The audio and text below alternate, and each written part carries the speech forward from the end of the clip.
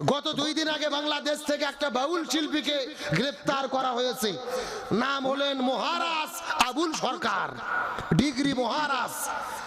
এই বাটপার একটা জায়গায় গান গাইতেছে, বক্তব্য দিয়েছে, বলতিছে যে আল্লাহর আগা পাছা বলে কিছু নাই, বাংলাদেশে পীরের অভাব নাই, আর 40,000 পীর, আর যেমন পীর তেমন মুরিদ আছে না নাই, যেমন পীর তেমন মুরিদ তেমন জিকির আছে না নাই।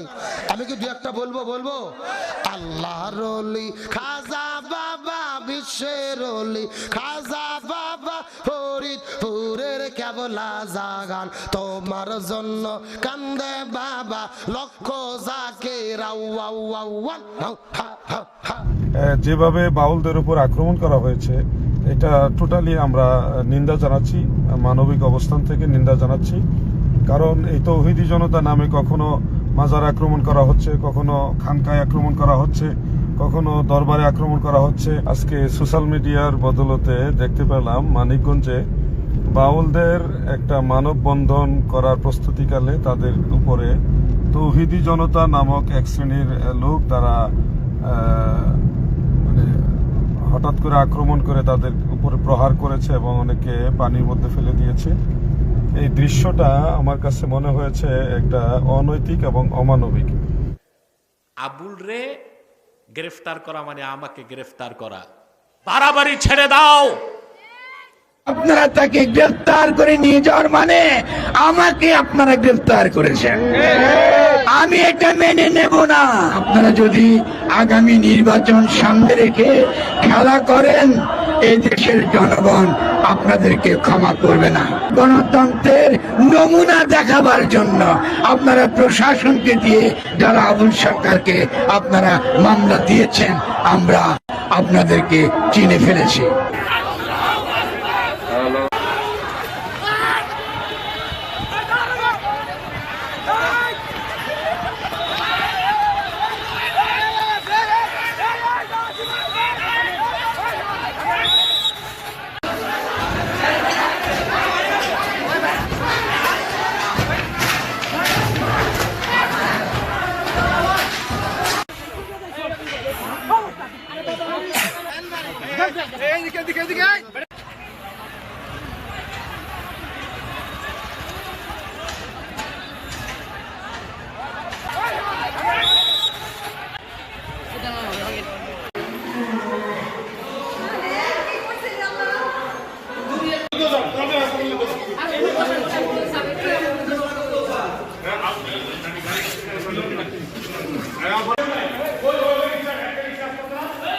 মুক্তির দাবিতে আসছিলাম, কিন্তু আমাদের তো সেটা করতে দেওয়াই হয় নাই, বরঞ্চ আমাদের উপর অতর্কিতভাবে হামলা করা হয়েছে।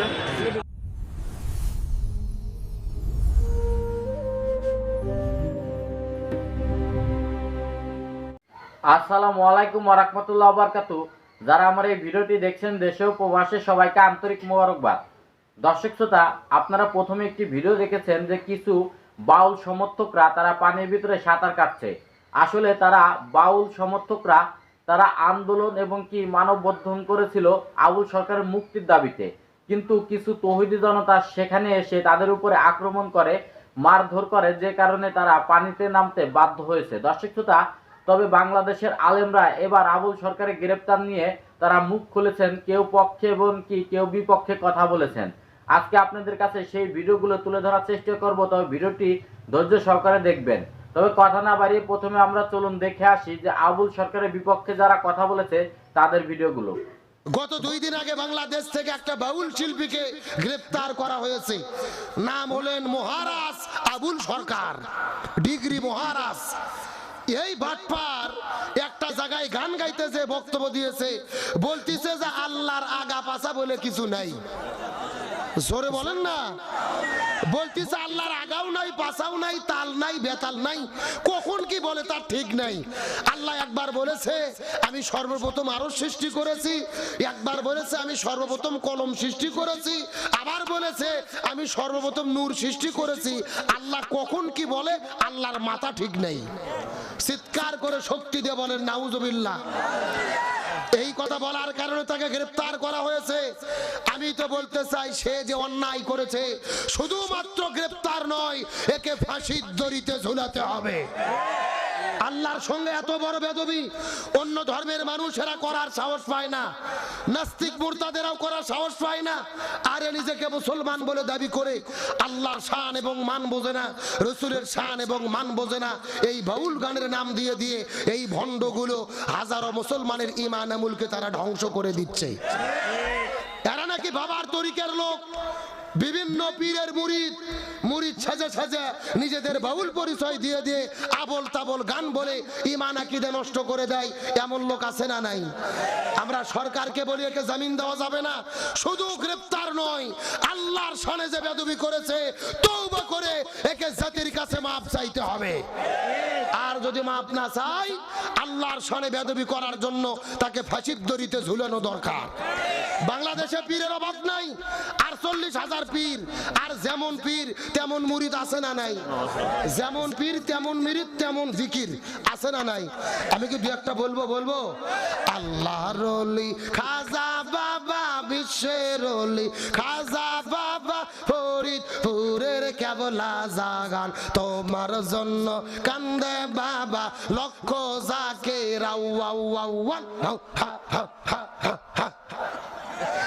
কথা বলেন। দুই কান্দর দুই ফেরেশতা আছে না নাই? দুই ফেরেশতা কলম বার করে শুধু দাঁত দিয়ে কামড়াচ্ছে। আল্লাহ বলছে, কে ফেরেশতা তোমরা দাঁত দিয়ে কলম কামড়াও কেন? ফেরেশতারা বলতেছে, আল্লাহ আমরা তো বুঝবে পারিনি লিখবো কি। কে রে, কোরআন হাদিসের মধ্যে হোকামুখি কোতাকুতি কোনো জিকির আছে? রাসূল হাদিসে বলেছে জিকিরের সহি শব্দ হলো 4টি। জোরে বলেন কয়টি? সুবহানাল্লাহ, আলহামদুলিল্লাহ, লা ইলাহা ইল্লাল্লাহ, আল্লাহু আকবার। এই 4টে শব্দ ছাড়া সহি কোনো জিকির। আর অথচ বাংলাদেশে জিকির চলে বসেন বইসে যান, আছে না নাই? এর আবার মাঝে মধ্যে গান গায়, কি রহমান কাতিবিন রোজগার সরের দিন মওলার কাছে যদি করে অভিযোগ, আমি বলবো দুনিয়ায় ছিলাম ন্যাংটা বাবার লোক। কি বাবা, একেবারে বাস্তব বলতেছি, বাস্তব। গত 6 বছর আগে আমি মাহফিল গেছি চাঁদপুর জেলা মতলব থানা। ওখানে যাওয়ার পরে কিছু লোক এসে আমাকে বলতেছে, হুজুর আমাদের এখানে ন্যাংটা বাবা আছে, হুজুর দেখতে যাবেন? আমি বললাম, দেখা তো যায় না, যেয়ে দেখি পীরের অবস্থা একেবারে পাও থেকে শুরু করে মাথা পর্যন্ত সব ফান সব ফা। কথা কি বুঝেছেন? মানে অফিস আদালত স্টেশন সব বার করা। আমি তখন দেখে বলতেছি নাউজুবিল্লাহ। সাথে সাথে একটা মুরিদ বলতেছে, নাউজুবিল্লাহ বলবেন না হুজুর, বাবার ভেতরে মাল আছে হুজুর। কি আছে? আমি বলে, কে রে পাগলা, মাল যাচ্ছু, মাল তো দেখাই যাচ্ছে, ও মাল তো সবার মধ্যে আছে, নতুন কি মাল আছে ওটা দেখা। কতক্ষণ ঠিক কিনা? এই সমস্ত বাটপারদেরকে জুতো পিটা করে দেশ ছাড়া করা দরকার। এ ভালো করে বোঝেন, এই বাউল শিল্পীর নাম দিয়ে যারা যারা গান গায়, এদের মাস্টার ছিল মমতাজ। মমতাজ এদেরকে নিরাপত্তা দিত। এরা গত 16 বছরে আওয়ামী লীগের দালালি করেছে। এখন আওয়ামী লীগ সরকারের পতন হয়েছে, এখনো তারা ইসলামের বিরুদ্ধে কাজ করে যাচ্ছে। সরকারকে বলতে চাই, এই আওয়ামী আল্লাহর শানে এত বড় বেয়াদবি, তাকে তো প্রকাশ্যে হত্যা করা জায়েজ, ভণ্ড বাউলকে। অথচ হুমকি দিচ্ছে নাস্তিকরা, বামরা, আর কথিত ভণ্ড বুদ্ধিজীবী ফরাদ মজহার, তাকে ছাড়তে হবে। ছাড়া তো যাবেই না। সরকারকে বলছি, তাকে গ্রেফতার করেছে, এবার তার সর্বোচ্চ শাস্তি মৃত্যুদণ্ড কার্যকর করতে হবে। বলে আবুল জুলাই আন্দোলনে আমাদের পক্ষে ছিল, জুলাই আন্দোলনের পক্ষে ছিল তো সমস্যা কি? জুলাই আন্দোলন কি করে সব মুসলমান হয়ে গেছে? আন্দোলন করতে এখন দেখি দেশ বিক্রির ব্যবস্থা হয়েছে। এক ভণ্ড বাউল আল্লাহর শানে বেয়াদবি করছে, শুনছেন? এইরকম বেয়াদবি আমার আত্মহত্যা করতে মন চায়, সহ্য হয় না, কিছু করতে পারি না, এই ব্যথায় আত্মহত্যা করতে মন চায়। যদি আমার আত্মহত্যা জায়েজ হলে আমি আত্মহত্যা করতাম, কিন্তু আল্লাহ তার রাসূলের শানে বেয়াদবির কথাটা শুনতেও, বেয়াদবির কোনো কথা আমার বরদাস্ত হয় না। এই ভণ্ড আবুল সরকার বাউল, এই বাউল নামের ফাউল জাহান্নামের কুত্তাটা আমার আল্লাহর সামনে যে বেয়াদবি করেছে আমি তা মুখে উচ্চারণ করার সাহস রাখি না। আপনার তার ফাঁসি চান? আমরা তার ফাঁসি চাই। ভণ্ড ফরহাদ মজহার, ও আস্তিক কি নাস্তিক আমি জানি না, তবে ফরহাদ মজহার মুসলমান না, কাফের। সে হুমকি দেয় আবুল রে গ্রেফতার করা মানে আমাকে গ্রেফতার করা। বেটা ফরহাদ, তুমি কোন বাংলাদেশে? তোমারে গ্রেফতার করলে কে কি করবে বাংলাদেশে? বাড়াবাড়ি ছেড়ে দাও।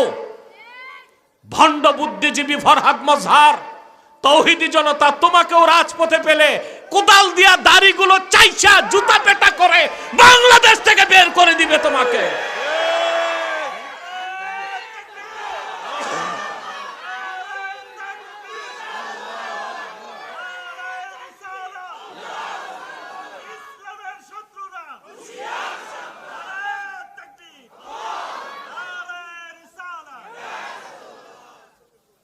বলে আবুল জুলাই আন্দোলনে আমাদের পক্ষে ছিল, জুলাই আন্দোলনের পক্ষে ছিল তো ছিল, তো সমস্যা কি? জুলাই আন্দোলন কি করে সব মুসলমান হয়ে গেছে? আন্দোলন করতে এখন দেখি দেশ বিক্রির ব্যবস্থা হয়েছে।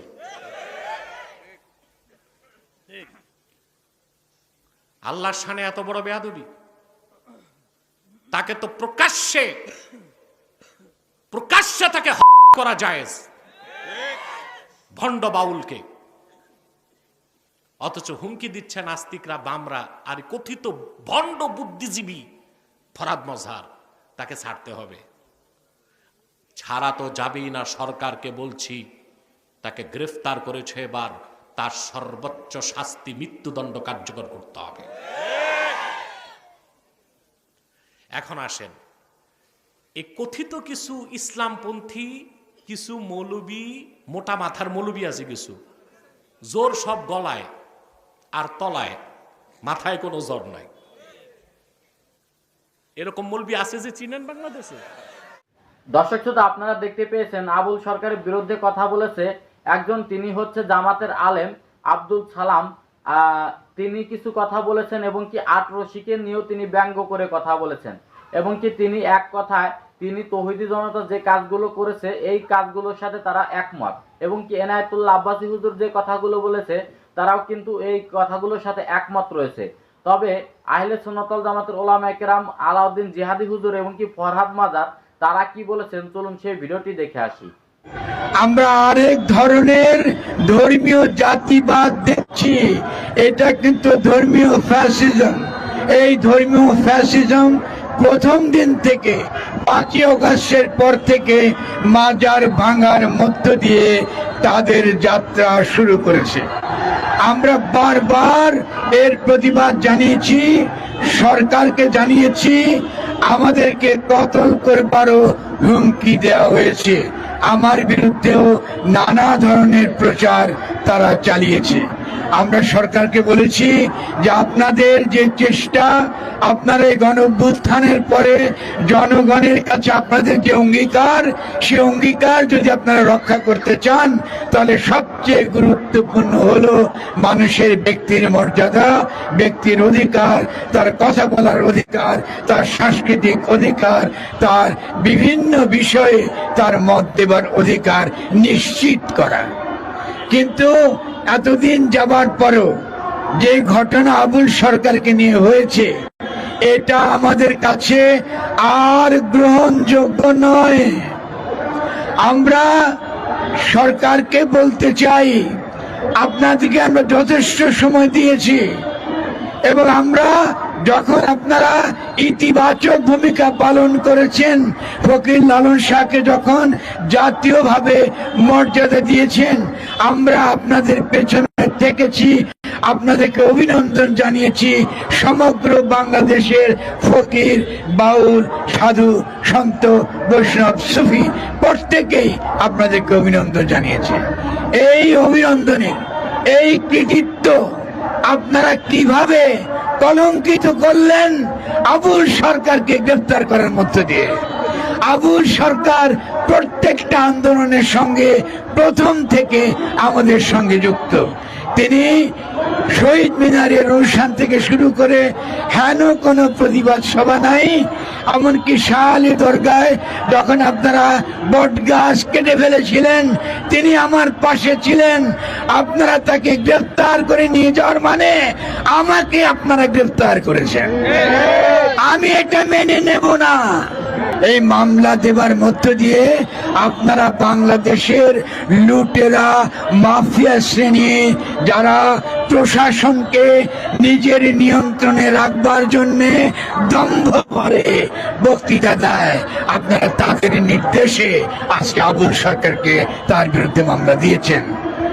যারা মনে করেন যে প্রশাসনকে নির্বাচনের সময় তাদের অধীনে থাকতে হবে, এটাকে যারা গণতন্ত্র বলেন এবং সেই গণতন্ত্রের নমুনা দেখাবার জন্য আপনারা প্রশাসনকে দিয়ে যারা আবুল সরকারকে আপনারা মামলা দিয়েছেন, আমরা আপনাদেরকে চিনে ফেলেছি।